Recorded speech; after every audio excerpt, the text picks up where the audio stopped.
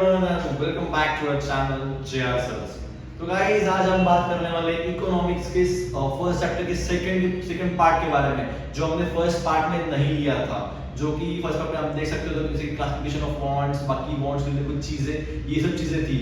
अब अभी आगे और क्या क्या चीजें हैं फर्स्ट पार्ट के बारे में, अभी हम वो चीजें जानेंगे। और हाँ, अगर आपने हमारी इकोनॉमिक्स चैप्टर 1 की फर्स्ट वीडियो नहीं देखी तो प्लीज जाके पहले वो देखिए, आगे मैं आपको लिंक डिस्क्रिप्शन में दे देता हूँ। प्लीज जाके पहले वो वीडियो देखिए। तो बिना किसी तरीके की वीडियो को स्टार्ट करते हैं।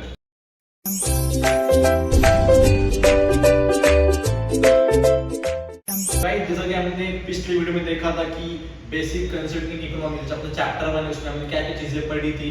तो एक छोटा सा कंक्लूजन ले लेते हैं। जैसे कि उसमें दे दिया था हमें कि जो भी साइंटिस्ट है उनके रिलेटेड, उनके हिसाब से इकोनॉमिक्स का डेफिनेशन क्या होता है, इकोनॉमिक्स एक्चुअल में होता क्या है, उनके हिसाब से हमने वो पढ़ा था।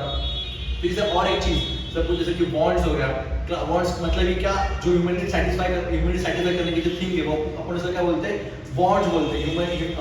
ह्यूमन नीड ऑफ सेटिस्फैक्शन जिसे हम बोलते हैं, उसे बॉन्ड्स बोलते हैं। तो उसके कैरेक्टरिस्टिक्स क्या होते हैं, उसको कैसे कैसे कैरेक्टरिस्टिक किया जाता है, उसको कैसे कैसे उसको डिफर किया जाता है। जैसे bonds are unlimited, bonds are in nature, bond differ with age, character, फिर डिफर विद प्रेफरेंसेस, फिर सीजंस आ गया, फिर कल्चर आ गया। ये सब चीजें हम कैरेक्टरिस्टिक्स ऑफ बॉन्ड्स ऐसे हम उसको बोला जाता है। फिर क्लासिफिकेशन ऑफ बॉन्ड्स कैसे क्लासिफाई किए जाते हैं, तो बेसिकली तीन चीजों में कैसे क्लासिफाई किए जाते हैं, economic and non economic.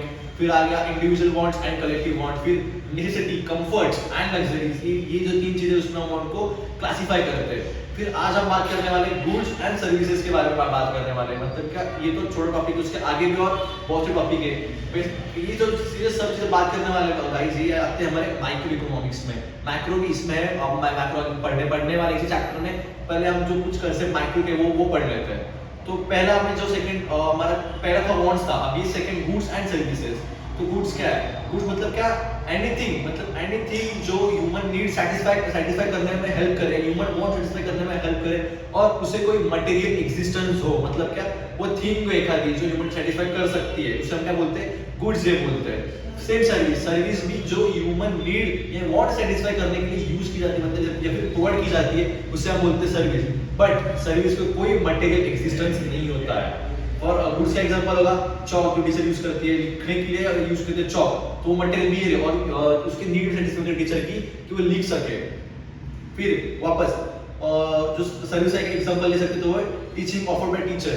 Teacher service offer कर रही है कौन सी, टीचिंग की, तो बाकियों के स्टूडेंट्स की जो नीड है सेटिस्फाई कर रही है। ठीक है। अभी जो हमारा थर्ड है, वो थर्ड है हमारी utility. The capacity of a community to satisfy human wants are और want satisfy power of community is called utility. मतलब ये क्या, जो भी ह्यूमन वांट है, उस ह्यूमन वांट सेटिस्फाई करने की कैपेसिटी की, मतलब किस हद तक वो ह्यूमन वांट सेटिस्फाई कर सकता है, इसे हम बोलते हैं यूटिलिटी। ठीक है। तो हमारा चौथा जो है वो वैल्यू को यहाँ पे 3 पॉइंट्स में डिफर किया गया है। ये 3 पॉइंट्स वैल्यू को दी गए हैं।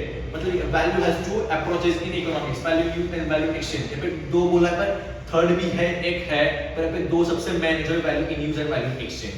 तो वैल्यू इन यूज क्या होता है पढ़ते हैं।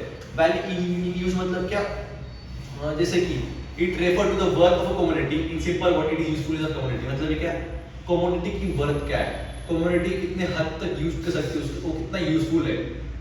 और यहाँ पे क्या होता है, सपोज एक एग्जांपल, सनशाइन के लिए किसी को पे नहीं करना पड़ता, किसी को खर्चा करना नहीं पड़ता, या फिर सनशाइन को फ्री में मिल रही है। तो भाई जो अपना सूर्य भगवान है, सनराइज अपने को सनराइज दे रहा है, अपने को किरण दे रहा है उसके, तो उसके लिए कुछ पे नहीं कर रहे ना अपन, अपने को वो फुकट में बोल रहा है, इसलिए। और इकोनॉमिक लैंग्वेज में sun has a high value in use, example of free good. High value in use मतलब कि यूज के लिए तो बहुत सी हाई वैल्यू है, उसको कोई चीज कुछ अपने को अमाउंट पे नहीं करनी पड़ रही, उसको ऑलरेडी उसके लिए हाई वैल्यू इन यूज है, वो बहुत सा यूजफुल है, उसको अपन ऐसे क्या बोलते हैं, फ्री गुड। क्यों, पैसा पे नहीं करने मिल रहा है। ठीक है। तो नेक्स्ट जो है value in exchange. Value in exchange मतलब क्या पढ़ते हैं, it refer to the worth of community और a service expressed in a term of another community. When this value is expressed in terms of money, it is called price of commodity. मतलब ये क्या, community कोई service provide कर रही है किसी another community के हेल्प से, और जब वो सर्विस या वो अपन वो सर्विस अगर मनी के टर्म्स में अपन एक्सपेक्ट करते हैं, तो उसे क्या बोलते हैं आप, price of commodity. Simple language में आप कोई भी चीज खरीद रहे हो, आपके लिए वो सामने आपको वो सर्विस प्रोवाइड कर रहा है कि वो चीज देने की, वो सबको सामने वो सर्विस प्रोवाइड कर रहा है, पर आपके लिए उस मनी, आपके लिए उस जो भी प्राइस है उसको पे करना, आपको पे करना पड़ रहा है। इसके आप क्या बोलते हैं, वैल्यू इन एक्सचेंज, मतलब क्या, आपको एक्सचेंज के अलावा कोई ऑप्शन नहीं है, आपने पैसा दिया फिर आपको गुड्स मिला, इसलिए क्या बोलते हैं value in exchange. Example economic good हो गया जैसे टीवी, कार एक्सेट्रा, जो भी थिंग, इसका आपको पैसा पे करना पड़ रहा है, ठीक है। TV water diamond paradise of values, मतलब ये क्या, वाटर को, मतलब ये वाटर इज जस्ट एग्जांपल, मतलब क्या, कुछ चीज को वैल्यू बहुत है, प्राइस बहुत कम है, और कुछ चीज की वैल्यू इतनी नहीं है, प्राइस बहुत ज्यादा है। जैसे कि water is a high value use, मतलब जैसे हमने पहले से पढ़ा था, हाई वैल्यू यूज का मतलब क्या है, यूज बहुत है, प्राइस तो पे नहीं करनी पड़ रही है या फिर बहुत कम पे करनी पड़ रही है। सेम वाटर का एग्जांपल, वाटर को बहुत वैल्यू यूज है बट प्राइस बहुत कम है, प्राइस उसको बहुत कम पे कर रहा है। फिर second, value in exchange, value in exchange का एग्जांपल डायमंड, डायमंड की प्राइस बहुत है, यूज बहुत कम है, आप क्या यूज करोगे ऐसे, जैसे कि सपोज एग्जांपल ले लो, ज्वेलरी आप डायमंड यूज कर रहे हो, ना खाने के लिए यूज, ना पीने के लिए डायमंड यूज कर रहे हो, तो उसकी वैल्यू आप देखो बहुत हाई है और यूज इतना नहीं जितना चाहिए, ठीक है। ये तो क्या वैल्यू। अभी नेक्स्ट जो है वेल्थ। वेल्थ क्या चीज है, वेल्थ हम ऐसे चीज को रेफर करते हैं जैसे किसी भी चीज को, जैसे किसी भी चीज को एक मार्केट वैल्यू हो जिसे हमें पैसे देकर खरीदनी पड़े, ठीक है। कोई किसी भी चीज की मार्केट हो, किसी जिसको प्राइस हो, जिसे हमें एक्सचेंज किस हिसाब से करते हैं, पैसे देके फिर उसे हम एक्सचेंज करते हैं, इसे हम बोलते हैं वेल्थ। एक बार उसका डेफिनेशन पढ़ लेते हैं। Wealth refer to anything which has a market value and can be exchange in money to be regarded as wealth. A commodity must possess the following characteristics, ठीक है। जैसे मैं आपको बोला, मार्केट वैल्यू होनी चाहिए और उसको आपको एक्सचेंज करना पड़ता है, किससे, मनी से एक्सचेंज करना पड़ता है, उसको बोलते हैं वेल्थ, ठीक है। वेल्थ को ये चार चीजें कंपलसरी, चार कैरेक्टरिस्टिक होनी ही चाहिए, utility, scarcity, transferability and externality. तो यूटिलिटी कैरेक्टरिस्टिक जैसे हम पहले पढ़ा था कि कमोडिटी की वांट सेटिस्फाई करने की कैपेसिटी हो, किस हद तक वांट सेटिस्फाई कर सकती हो कमोडिटी, उसे हम बोलते हैं यूटिलिटी। स्कैर्सिटी क्या है, स्कैर्सिटी मतलब क्या, commodity must be scarce in supply in relation it is demand if it is to be included in term wealth. For example all economic good for which price is paid, मतलब ये क्या, आप किसी भी चीज को प्राइस पे कर रहे हो तो उसका टिकना, मतलब वो अच्छी तरह चलनी चाहिए, उसका डिमांड में उतना ही रहना चाहिए, डिमांड और सप्लाई के रिलेशन दोनों इक्वल चाहिए, ज्यादा कम ज्यादा नहीं चाहिए, तो वो वेल्थ के टर्म में इंक्लूड होती है, ठीक है। अब हम बात करते हैं ट्रांसफरेबिलिटी की। कमोडिटी कभी भी किसी भी जगह से किसी भी जगह पे ट्रांसफर होनी ही चाहिए, तो वो वेल्थ वर्थ है, मतलब ये क्या, आप उसको वेल्थ, आपके लिए वेल्थ है, मतलब कि आप उसके लिए पे कर सकते हो। अगर किसी चीज का ट्रांसफर यहाँ से बाहर ट्रांसफर हो रही है, किसी भी पर्सन टू पर्सन ट्रांसफर हो रही है, किसी प्लेस टू प्लेस ट्रांसफर हो रही है, सपोज ये लैपटॉप हो गया या फिर आपका मोबाइल हो गया, फिर कोई भी गाड़ी हो गई, किसी भी चीज आप एक जगह से दूसरी जगह ट्रांसफर कर सकते हो, तो ये वेल्थ आपकी ट्रांसफरेबिलिटी में आता है, तो आपको वेल्थ की कैरेक्टरिस्टिक में बैठ सकता है, ठीक है। फिर जब आपका फोर्थ पॉइंट है वो है एक्सटर्नलिटी। एक्सटर्नलिटी मतलब क्या, good can be transfer only if it is external to human body, मतलब क्या, ह्यूमन बॉडी को छोड़ के ह्यूमन बॉडी के बाहर की, मतलब बाहर की इंस्ट्रूमेंट, मतलब क्या हो सकती है, ह्यूमन बॉडी की एक्सटर्नल चीज नहीं, इंटरनल चीजें नहीं, जैसे कि आपका हार्ट हो गया, आपकी बॉडी पार्ट्स हो गई, सब चीजें छोड़ के कोई भी चीज, फिर प्रोडक्ट क्यों ना आ जाए, लैपटॉप क्यों ना आ जाए भाई, कोई भी चीजें क्यों ना, फिर मेरा ये स्पेक्स भी क्यों ना आ जाए, ये आपकी चीजें ह्यूमन बॉडी के एक्सटर्नल है, इंटरनल नहीं है, तो आपकी ये ट्रांसफर हो सकती है, तो ये भी चीज आपकी वेल्थ की कैरेक्टरिस्टिक में बैठना चाहिए, ठीक है। फिर आप देखो डू यू नो प्राइस वगैरह, ये तो इतना इंपॉर्टेंस नहीं है, सिर्फ एक जनरल नॉलेज के लिए आप एक बार 5 मिनट तो पढ़ सकते हो। तो आप आगे बढ़ते हैं, जैसे कि पर्सनल इनकम क्या है, earning is by person from all sources is पर पर्सनल इनकम। पर्सनल मतलब है खुद की इनकम, पूरे सबके प्रकार की इनकम पे चलूंगा मैं, अगर मेरी जो इनकम वो मेरे लिए पर्सनल इनकम है, मैं आप सबकी इनकम पकड़ के मेरी पर्सनल इनकम नहीं मान सकता। मैं इनकम किसी भी चीज, किसी भी रिसोर्सेज से अगर मुझे वो इनकम गेन हो रही है, तो मेरे लिए वो मेरी पर्सनल इनकम है, ठीक है। तो सातवां पॉइंट जो हमारा है वो personal disposable income, PDI। It is that part of a personal income in which is left over after payment of a direct taxes such as income tax, bill tax। मतलब क्या, आपकी जो इनकम मिलती है उसमें से कुछ छोटा सा पार्ट आपको टैक्सेस के लिए पे करना पड़ता है, उससे हम क्या बोलते हैं पर्सनल डिस्पोजेबल इनकम। मतलब जब इनकम में एक्चुअली इंक्लूड होती है पर आपको ऐसे में डिस्पोजल हो जाती है, मतलब आपको उसको निकाल देना पड़ता है कुछ चीजों के, जैसे कि टैक्सेस पे करने के लिए, वेल टैक्स पे करने के लिए, फिर इनकम टैक्स पे करने के लिए, ऐसी चीजों के लिए पे करेंगे आपको वो इनकम निकालनी पड़ती है वर्ष में, ठीक है। फिर आप you should know that this is a fix income या फ्लक्चुएटिंग इनकम, ये सब चीजें ये आगे आगे जैसे आएगी आप सीखोगे तो आपकी इतनी जल्दी में तो नहीं मानता कि आपको इतनी घाई करनी चाहिए पढ़ने के लिए, तो बाद में आप आगे टॉपिक में पढ़ सकते हो। तो अभी नेक्स्ट टॉपिक में बढ़ते हैं जो है हमारी इकोनॉमिक एक्टिविटी। इकोनॉमिक एक्टिविटी मतलब क्या है? Economic activity classified into 4 types which include production, distribution, exchange and consumption. Economic activity कभी भी 4 टाइप में कंज्यूम की जाती है, जैसे प्रोडक्शन बनाना, डिस्ट्रीब्यूशन बेचना, एक्सचेंज मतलब क्या, मैंने पैसे दे खरीद ली, जैसे आप एग्जांपल एक्सचेंज मतलब मैंने गुड एक्सचेंज किया, मतलब पैसे दिया और गुड दे दिए। फिर कंजम्पशन, वो गुड अपने लिए लेना मतलब कंजम्पशन, कंज्यूम करना गुड मतलब क्या कंजम्पशन, ठीक है।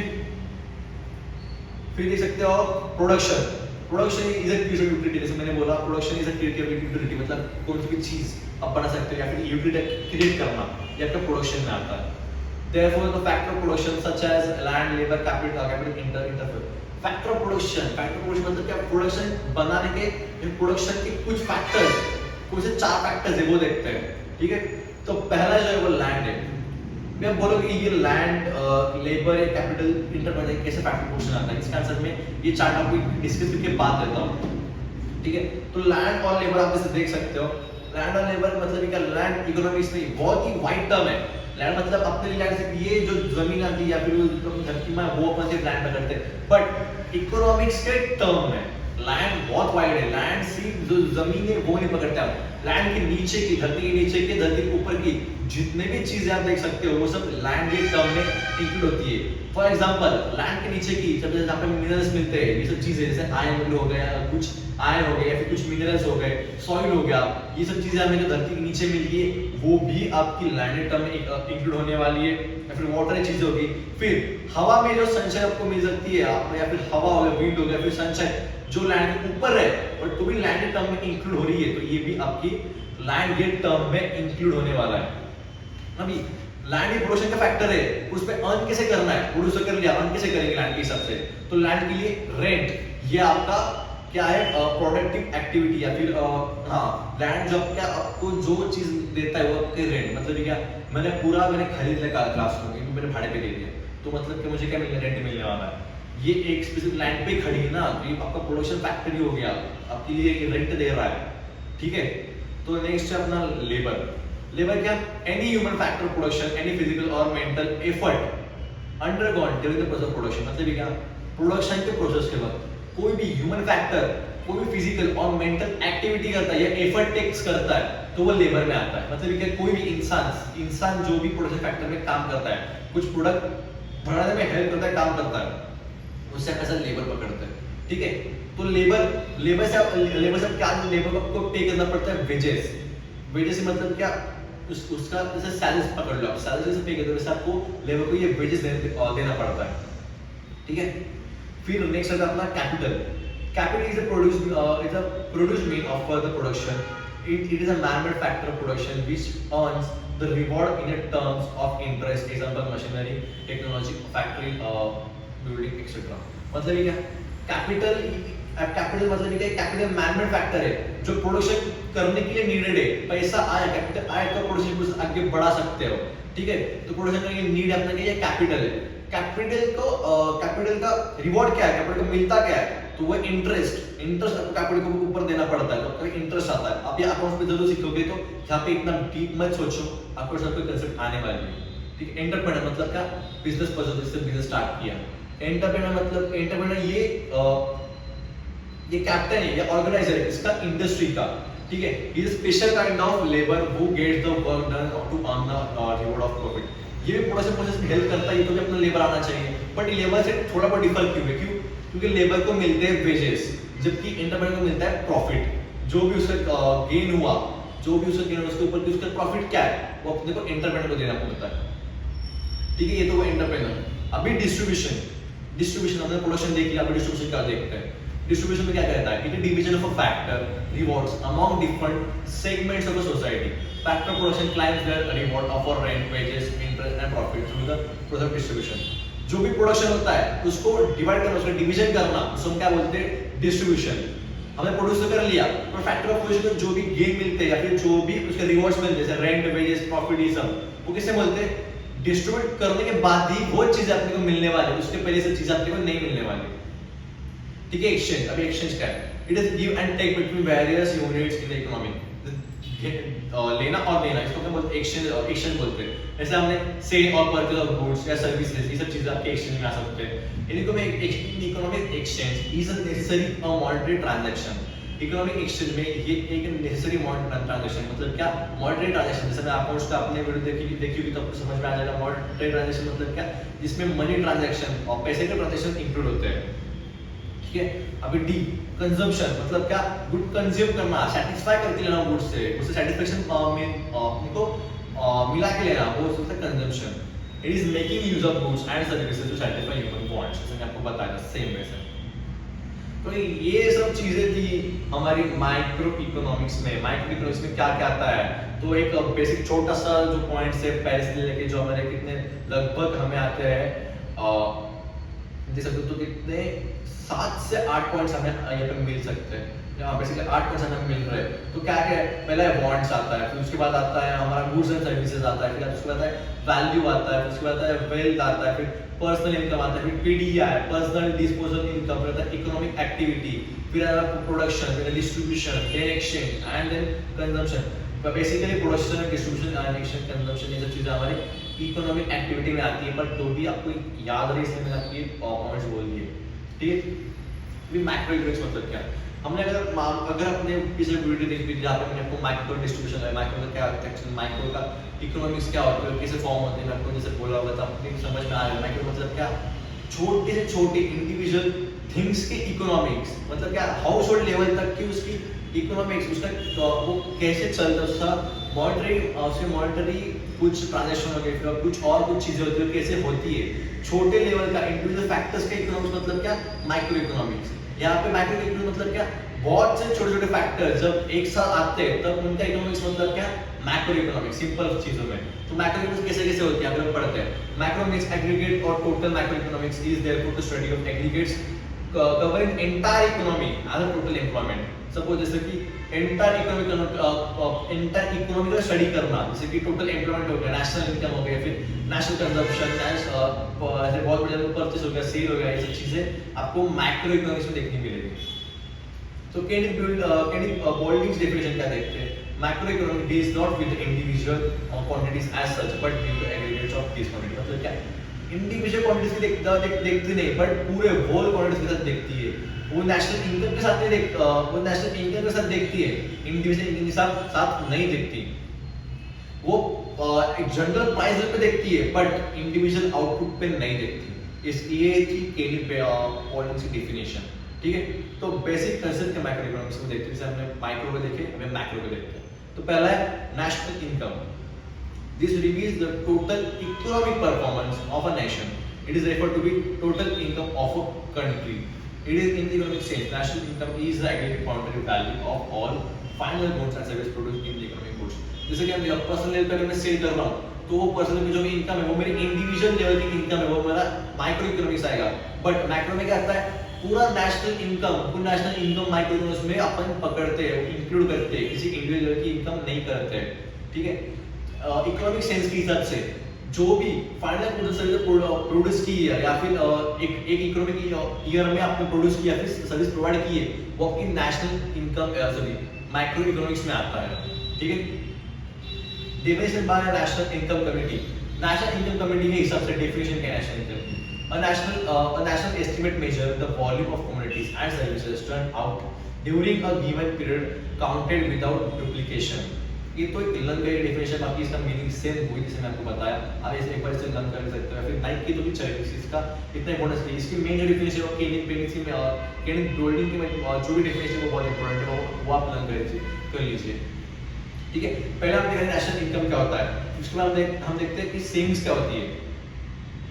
Savings, it is the part of income which is set aside for to satisfy the future needs by by forgoing current consumption, मतलब क्या, हम इनकम की कुछ छोटी सी अमाउंट बाजू में रखते हैं, जैसे आप आपके पापा को पूछ रहे हो, आपके पापा आप उनके सैलरी में से कुछ इनकम बैंक में डिपॉजिट कर देते हैं कि वो सेफ साइड में रहे।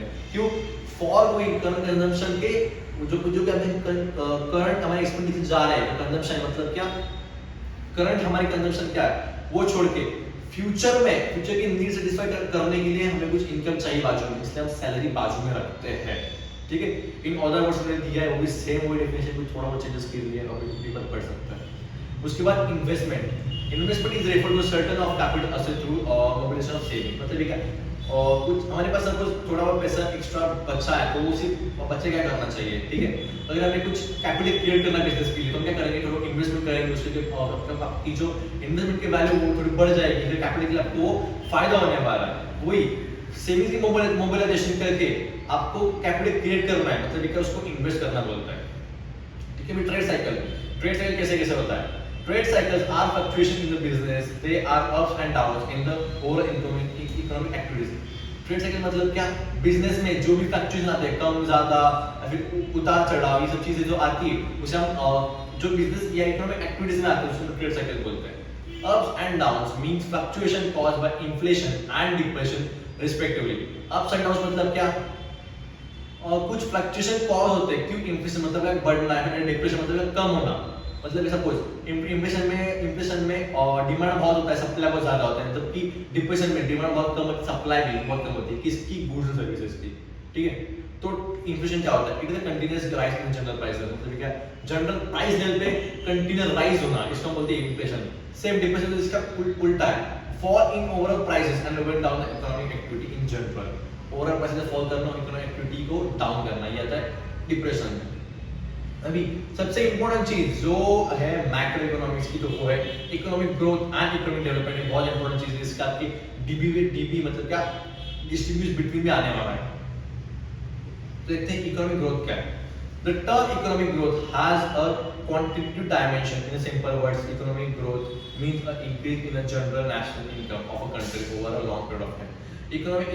इकोनॉमिक ग्रोथ को एक क्वांटिटेटिव डायमेंशन है, मतलब ये क्या, दूसरे वर्ड्स में इकोनॉमिक ग्रोथ मतलब क्या, नेशनल इनकम में कंटीन्यूअस ग्रोथ होना, इसे हम बोलते हैं इकोनॉमिक ग्रोथ। ठीक है, अभी इकोनॉमिक डेवलपमेंट मतलब क्या पड़ता है?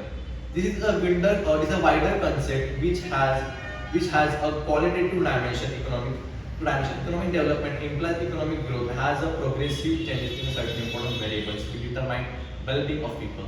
जैसे कि इकोनॉमिक डेवलपमेंट जो वाइडर है, इकोनॉमिक डेवलपमेंट सिर्फ इकोनॉमिक ग्रोथ ही नहीं होता है, इकोनॉमिक ग्रोथ इंक्लूड होता है, बट सिर्फ इकोनॉमिक ग्रोथ नहीं होता है, वो सेम जैसे कि वो बाकी पीपल की वेलबींग भी देखती है, बाकी पीपल की भी डेवलपमेंट देखती है, कुछ बाकी कुछ इंपॉर्टेंट वेरिएबल है उसके डेवलपमेंट कैसे सकता है, ये इकोनॉमिक डेवलपमेंट देखती है।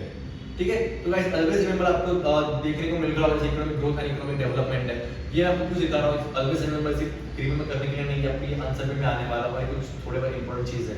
जैसे इकोनॉमिक ग्रोथ, पहले तो आपका डेफिनेशन जो आपको मैंने आपके पांच चैप्टर में आपको मैंने बता दिया था कि इकोनॉमिक ग्रोथ का इकोनॉमिक डेवलपमेंट क्या है। फिर सेकंड पॉइंट में उसमें इंक्लूड आता है कि एक क्वांटिटेटिव इकोनॉमिक ग्रोथ और क्वालिटेटिव इकोनॉमिक डेवलपमेंट। फिर same economic growth is possible without economic development. Economic growth ये डेवलपमेंट के बिना पॉसिबल हो सकती है, बट इकोनॉमिक डेवलपमेंट ग्रोथ के बिना पॉसिबल नहीं सकती। ग्रोथ ही नहीं हुआ तो डेवलपमेंट नहीं होने वाला है। ठीक है, तो economic growth is a undimensional unidimensional concept. ये सिर्फ एक ही डायमेंशनल कांसेप्ट है, इसको सिर्फ एक ही पॉइंट ऑफ व्यू से आप देख सकते हो, जबकि economic development multi dimensional concept है, आप इसको बहुत से पॉइंट ऑफ व्यू से देख सकते हो। Economic growth is a spontaneous and reversible. Economic growth reversible है, बट इकोनॉमिक डेवलपमेंट ये इरिवर्सिबल है। सेम छठवां पॉइंट जो है, economic growth is a major in terms of national income as per capita income. Economic growth ये national income और per capita income के हिसाब से मेजर की जाती है, जबकि economic development is a major in term of agriculture productivity, industrial productivity. मतलब क्या, एग्रीकल्चर प्रोडक्टिविटी मतलब क्या, एग्रीकल्चर में क्या क्या डेवलपमेंट हुए, इंडस्ट्री में क्या क्या डेवलपमेंट हुए, ये सब चीजें आप इकोनॉमिक ग्रोथ में आप देख सकते हैं। तो गाइस ये ही था हमारा इकोनॉमिक चैप्टर 1 का पार्ट 2, जो कि आई होप आप सबको समझ में आई इजीली। एक्सरसाइज जो है गाइस ये हम आपको मैं बाद में इसे कुछ आंसर प्रोवाइड कर दूंगा, इसका कुछ आपको कुछ ज़्यादा कुछ सोचने की जरूरत नहीं है। आप देख सकते हो कि एक्सरसाइज में चूज द करेक्ट आंसर्स में ये तो बहुत ईजी आप आई होप कि आप कर सकते हो, इसके आंसर भी आपको बहुत जगह अवेलेबल मिल सकती है। बट आपको मैं इसके अलावा कुछ इंपॉर्टेंट आंसर आपको देना चाहता हूँ, जैसे कि सपोज एक और एग्जांपल आप ले सकते हो माइक्रो इकोनॉमिक्स या फिर क्लासिफिकेशन ऑफ फॉन्ट्स या कैरेक्टरिस्टिक ऑफ फॉन्ट्स, आपको सभी लर्न करना है। जैसे कैरेक्टरिस्टिक में आपके बॉन्ड से लेकर आप देख सकते हो, बॉन्ड्स का जो बॉन्ड से लेकर आपको यहाँ पे क्लासिफिकेशन ऑफ बॉन्ड्स, ये आपका बॉन्ड्स का एक पूरा आंसर है। फिर वैल्यू वैल्यू पे आपको एक लर्न करना है, वैल्यू के जो 3 पॉइंट्स है वो भी बहुत इंपॉर्टेंट है, आप मार्क कर लीजिए, आपको आंसर बहुत से कुछ इंपॉर्टेंट आंसर दे रहा हूँ। फिर वेल्थ भी आपको लर्न कर ही लेना है, वेल्थ के भी कुछ 4 पॉइंट्स है, जबकि एक्चुअली तो है ही पर बहुत इंपॉर्टेंट है, ये भी आप लर्न कर लीजिए। फिर फैक्टर ऑफ प्रोडक्शन, ये बहुत इंपॉर्टेंट है, आपको 12 में बहुत इंपॉर्टेंट देने वाला है, तो वो फैक्टर प्रोडक्शन आपको लर्न करना है। फिर मैक्रो इकोनॉमिक्स आपको केनिन पेनी की डेफिनेशन से लगभग पूरा इकोनॉमिक डेवलपमेंट आपको पूरा लर्न करना है। मान तो क्या आंसर बहुत बड़े बड़े, बट आपको लर्न करना है। आप थोड़ा बहुत एकदम वर्ड टू वर्ड ना कीजिए, थोड़ा बहुत इसके कुछ आप थोड़ा बहुत सीख सकते हैं, बट रिलेटिव होने चाहिए। तो कुछ ये आपको कुछ इंपॉर्टेंट आंसर है। अगर आपको इसमें और इंपॉर्टेंट आंसर चाहिए कि जो मैं आंसर दी उसमें सबसे इंपॉर्टेंट आंसर कौन से, तो ये सबसे इंपॉर्टेंट आंसर है बॉन्ड, उसके कैरेक्टरिस्टिक्स और क्लासिफिकेशन, ये सबसे आपका इंपॉर्टेंट आंसर है। तो उसके बाद आपकी वेल्थ सबसे इंपॉर्टेंट आंसर है। फिर डायरेक्ट मैक्रो इकोनॉमिक्स और उसके डीपी इकोनॉमिक ग्रोथ और इकोनॉमिक डेवलपमेंट, ये आपके जो 4 आपके सबसे इंपॉर्टेंट आंसर है। बाकी ये आंसर आप ना क्लिक करें तो भी चलेगा, बट ये जो 4 आंसर मैंने बोले वो प्लीज आप कर लीजिए, बहुत इंपॉर्टेंट आंसर है। बाकी की तो आपके जो ऑब्जेक्टिव्स हैं उसके कहाँ भी उनकी सकती है, जो भी आपके आंसर की के ऑब्जेक्टिव्स है। ये था हमारा चैप्टर 1 का सेकंड पार्ट। आई होप तो आपको समझा होगा अच्छे से और आपको अच्छा भी लगा होगा कैसा था। अगर तो कुछ बताना कमेंट बॉक्स में कि कमेंट पे टॉपिक पे जाइए। तो ये था हमारा चैप्टर 1 का सेकंड पार्ट। तो गाइस प्लीज़ इस वीडियो को like share and please subscribe जरूर कीजिएगा। और हाँ, अगर आपने इकोनॉमिक्स पार्ट पहले सेशन का पार्ट नहीं देखा हुआ तो प्लीज़ लिंक डिस्क्रिप्शन में जाके एक बार देख लीजिए, आपको और अच्छा लगेगा वीडियो देख के। और आप हमें इंस्टाग्राम पे फॉलो कर सकते हैं, अगर आपको कुछ पर्सनली कुछ चीज़ बताना है तो प्लीज़ इंस्टाग्राम में या डिस्कॉर्ड में फॉलो कर लीजिए, मैंने आपको लिंक डिस्क्रिप्शन में दे दी। Thanks for watching.